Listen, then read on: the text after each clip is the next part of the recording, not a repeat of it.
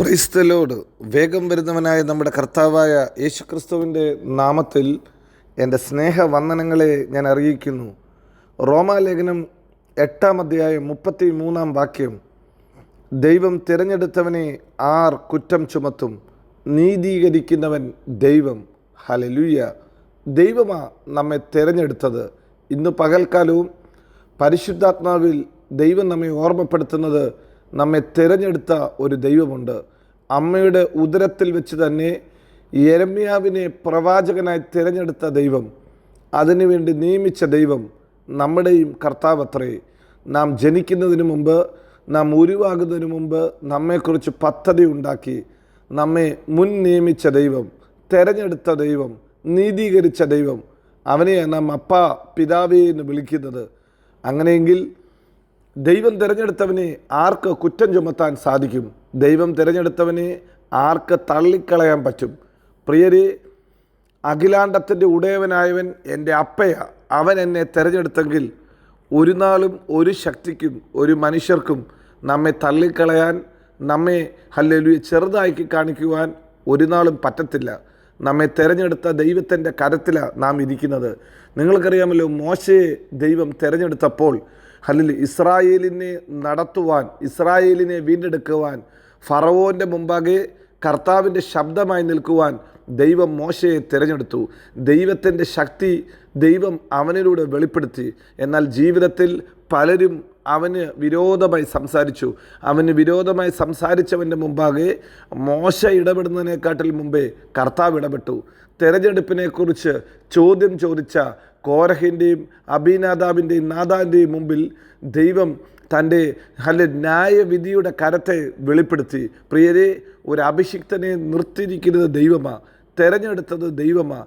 കാരണം അവൻ നിൽക്കുന്നത് ദൈവത്തിൻ്റെ വേലയില്ല, ദൈവമാക്കിയ പൊസിഷനില്ല.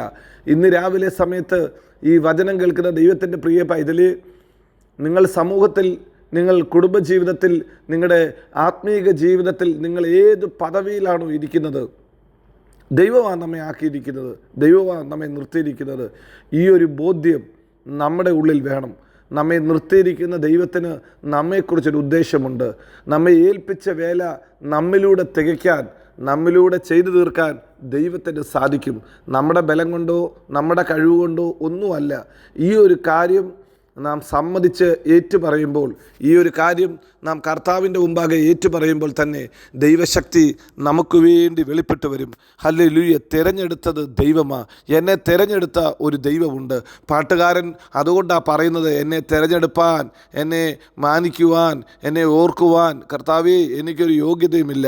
ദാവീദ് രാജാവ് പറഞ്ഞു, ഇത്രത്തോളം അടിയനെയും അടിയൻ്റെ ഗൃഹത്തെയും കൊണ്ടുവരുവാൻ ഞാൻ എന്തുള്ളൂ കർത്താവേ.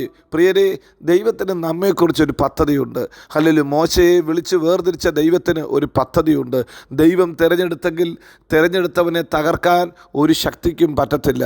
മോശയുടെ ജനനത്തെങ്കിൽ നിയമം വിരോധമായിരുന്നു. മോശയുടെ ജനനത്തെങ്കിൽ എല്ലാ കുഞ്ഞുങ്ങളെയും നൈൽ നദിയിൽ എറിയുന്ന ഒരു കാലഘട്ടമായിരുന്നു. എന്നാൽ അതിൻ്റെ നടുവിലും ദൈവം മോശയെ പരിപാലിച്ചു. തൻ്റെ തിരഞ്ഞെടുപ്പിനെ ദൈവം പരിപാലിക്കും. തൻ്റെ തിരഞ്ഞെടുപ്പിനെ ദൈവം മാനിക്കും.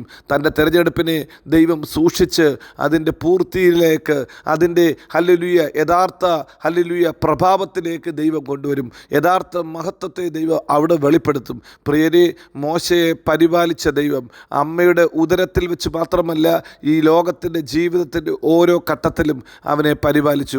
അവനെ മിസ്രൈമിൽ പരിപാലിച്ചു, രാജകൊട്ടാരത്തിൽ പരിപാലിച്ചു, മരുഭൂമിയിൽ കാത്തു. തിരിച്ച് ഫറവോൻ്റെ മുമ്പാകെ ദൈവത്തിൻ്റെ ശബ്ദമായി നിൽക്കുവാൻ ദൈവം അവനെ ബലപ്പെടുത്തി. തനിക്ക് വിരോധമായി സംസാരിച്ചവരുടെ വായെ ദൈവം അടച്ചു. എന്തിനു പറയുന്നു? തൻ്റെ സഹോദരി പോലും തനിക്ക് വിരോധമായി ഹല്ലേലൂയ പിറുപിറുത്തപ്പോൾ, സംസാരിച്ചപ്പോൾ ദൈവം ന്യായവിധി അയച്ച് ഹല്ലേലൂയ മോശയെ അവരുടെ മുമ്പിൽ വലിയവനാക്കി.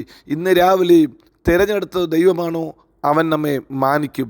തിരഞ്ഞെടുത്ത ദൈവത്തിൻ്റെ കരത്തിലേക്ക് നാം ഏൽപ്പിച്ചു കൊടുത്താൽ മതി. നാം എവിടെ കടന്നു എന്നാലും ഒരു മനുഷ്യനും നമ്മെ തിരസ്കരിക്കാൻ, നമ്മെ തള്ളിക്കളയാൻ പറ്റത്തില്ല. ഈ ദിവസങ്ങളിൽ പരിശുദ്ധാത്മാവ് അതേ പദം തന്നെ വീണ്ടും ഓർമ്മപ്പെടുത്തി പറയുന്നു, തിരഞ്ഞെടുത്ത ദൈവം ഹല്ലേലൂയ, അവൻ വിശ്വസ്തനായ ദൈവമാണ്. പ്രിയരെ, ആ കരവൊന്ന് നെഞ്ചത്തോട് ചേർത്ത് വെച്ച് പറയാൻ പറ്റുമോ? എന്നെ തിരഞ്ഞെടുത്ത ഒരു ദൈവമുണ്ട്. ഹല്ലേലൂയ, ഈ ഭൂമിയിൽ എന്നെ തിരഞ്ഞെടുത്തത് ദൈവമാണ്. അനേകരുടെ നടുവിൽ എന്നെ തിരഞ്ഞെടുത്തു. എൻ്റെ കൂടെ പഠിച്ചവരുടെ നടുവിൽ, എൻ്റെ കൂടെ ജീവിക്കുന്നവരുടെ നടുവിൽ, സമൂഹത്തിൻ്റെ നടുവിൽ, ഞാൻ ആയിരിക്കുന്ന സ്ഥലത്തേക്ക്, ആയിരിക്കുന്ന പൊസിഷനിലേക്ക് ദൈവം തിരഞ്ഞെടുത്തു. ഈ ഭൂമിയിൽ ദൈവമാണ് എന്നെ ആക്കിയത്. അങ്ങനെയെങ്കിൽ എന്നെക്കുറിച്ചുള്ള ദൈവിക പദ്ധതികളെ വെളിപ്പെടുത്താൻ, ദൈവിക പദ്ധതിക്കനുസരിച്ച് എന്നെ മാനിപ്പാൻ എൻ്റെ കർത്താവ് വിശ്വസ്തന, എൻ്റെ കർത്താവ് മതിയായ ദൈവമാണ്. അല്ലെങ്കിൽ നിന്ദിച്ചവരുടെ മുമ്പാകെ, എതിര് പറഞ്ഞവരുടെ മുമ്പാകെ, തള്ളിക്കളഞ്ഞവരുടെ മുമ്പാകെ മാനിക്കുന്ന ഒരു ദൈവമുണ്ട്. അല്ലെങ്കിൽ ദാവീദ് രാജാവ് അതുകൊണ്ട് ഇങ്ങനെ വിളിച്ചു പറയുന്നു, അല്ലെങ്കിൽ മനുഷ്യർ തള്ളിയ കല്ലിനെ മൂലക്കല്ലാക്കി മാറ്റിയ ഒരു ദൈവം, മനുഷ്യർ തള്ളിക്കളഞ്ഞവനെ, അപ്പനും അമ്മയും ഉപേക്ഷിച്ചവനെ, കൂട്ടുകാർ ഉപേക്ഷിച്ചവനെ, സമൂഹത്വം ഉപേക്ഷിച്ചവനെ തിരഞ്ഞെടുത്ത ഒരു ദൈവമുണ്ടെന്ന് ദാവീദ് പാടുന്നത് അതുകൊണ്ടാണ്. അല്ലെങ്കിൽ 8 മക്കളിൽ താൻ തള്ളപ്പെട്ടവനായിരുന്നു, താൻ ഉപേക്ഷിക്കപ്പെട്ടവനായിരുന്നു. എന്നാൽ ദൈവം തിരഞ്ഞെടുത്തവനെ ആർക്ക് തള്ളാൻ പറ്റും? അല്ലെങ്കിൽ ദൈവം ഉപേക്ഷിച്ചാൽ ഹല്ലേലൂയ ലോകം മുഴുവനും ഉപേക്ഷിക്കും. എന്നാൽ ദൈവം തിരഞ്ഞെടുത്തവനെ ഉപേക്ഷിക്കാൻ, തള്ളിക്കളയാൻ, അല്ലെങ്കിൽ സൈഡാക്കാൻ, കോർണർ ചെയ്യാൻ ആർക്കും പറ്റത്തില്ല. ഇന്ന് പകൽക്കാലവും അതുകൊണ്ട് നമുക്കും വിളിച്ചു പറയാം, ദൈവം തിരഞ്ഞെടുത്തവനെ മാനിക്കുന്ന ദൈവമാണ്. അല്ലെങ്കിൽ മനുഷ്യർ തള്ളിയതിനെ ദൈവം മൂലക്കല്ലാക്കി മാറ്റുന്ന ദൈവമാണ്.